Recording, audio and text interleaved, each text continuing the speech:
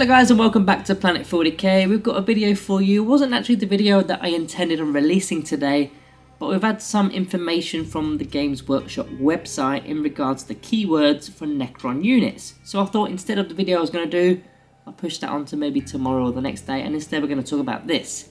So, on the Games Workshop website, Warhammer 40K, they have actually very subtly put the keywords in sort of the left hand side where you sort of do the filtering with the filtering system when you're selecting your units to purchase from their shop. Instead of having elites, heavy support, fast attack and all that kind of stuff, they've actually inputted some keywords, so we're going to go through those. So the first one is battle line. Battle line is just basically the troops. You've got the Necron warriors and immortals. That's kind of expected, nothing new there really. Let's have a little look at something that would be new, one that they have called Deep Strike.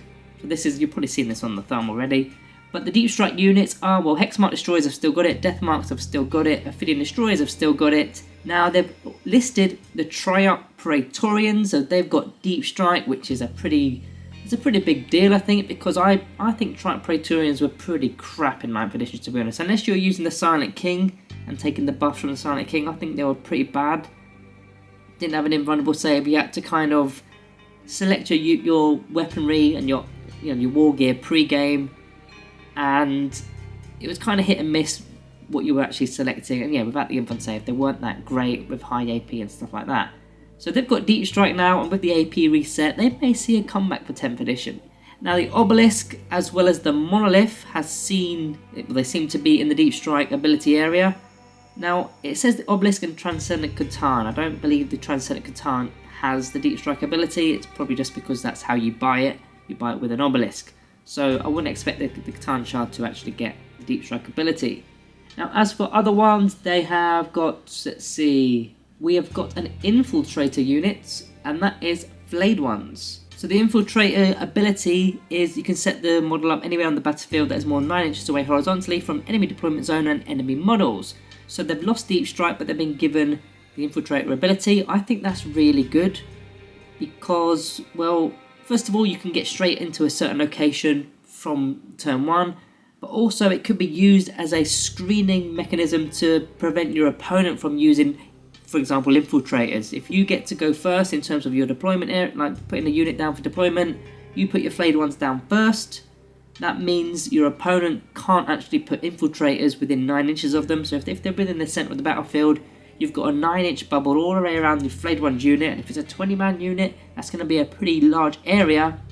So that's going to screen out those Infiltrator units that are from your opponent's army. What else do we have in there? We have got, get into the Walkers. We've actually got 2 Walkers. We've got the Triac Stalker and the Canoptic Doomstalker. Now I'm going to presume the Reanimator is also a Walker now, because you can't purchase the Reanimator separately, I don't believe. I think you have to get it in the Royal Court pack or something. So potentially that is now a Walker as well. So that's going to interact. What did that interact with? Walkers. It was Heroic Intervention, wasn't it? So you can't heroically intervene with vehicles unless it's a Walker. But is it a vehicle? It was a monster before, but it's not in the monster section anymore. Interesting. Let me double check the monsters again just to be sure. No, it is a monster. I don't know. Either way, it's got the Walker keyword now, and the Triac Stalker, that is a vehicle, isn't it? So that will be able to still heroically intervene, even though it is a vehicle. So there's a little bit of a buff there for the Triac Stalker with heroic intervention as the stratagem. Deep Strike we've already spoken about. We've got a scout unit as well here. So let's check out the scouts. We have got Tomb Blades.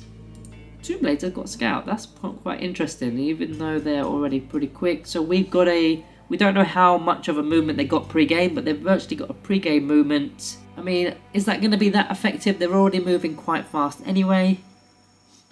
I don't know really. I mean, I was hoping that we were going to get some sort of scout unit that can go in a Ghost Art. The likelihood is we're not, and it's probably only warriors that can go in there anyway, and they're not going to have scout. But it is what it is. So we've got the Tomb Blades have got scouts. Characters, do I need to really check characters? Probably not. Everything looks as it is. Mounted. What is mounted? Is that a keyword now? Mounted? It's the Locust Destroyers, Locust Heavy Destroyers, yeah. Probably should have guessed that one. fly, fly, fly, fly, fly, fly. Anything there that shouldn't be flying, or anything there that is flying? Yeah, everything else looks like it is. So yeah, the main things of note from this, it's not really a release, but from what they put on the Games Workshop website, Triumph Praetorians have got the Deep Strike ability. I think that's huge. The Tomb Blades have got the Scout move, and the Flayed ones have got the Infiltrate ability. So yeah, I think 2 out of 3 are pretty good. I'm still a bit reserved on what the Tomb Blades one. But Triumph Praetorians, yeah, they might be the ones to make a comeback this edition. So guys, let me know what you think, and also if there's any I've missed, because not everything is on the website. For some reason, they've still not got the Indomitus box set stuff available to purchase for whatever reason. So maybe have a bit of a prediction if any of those get the keywords as well. But yeah, let me know in the comments down below what you think about these changes for 10th edition and how useful they potentially could be. So guys, that is it from me today. Thank you all for watching. See you in the next one.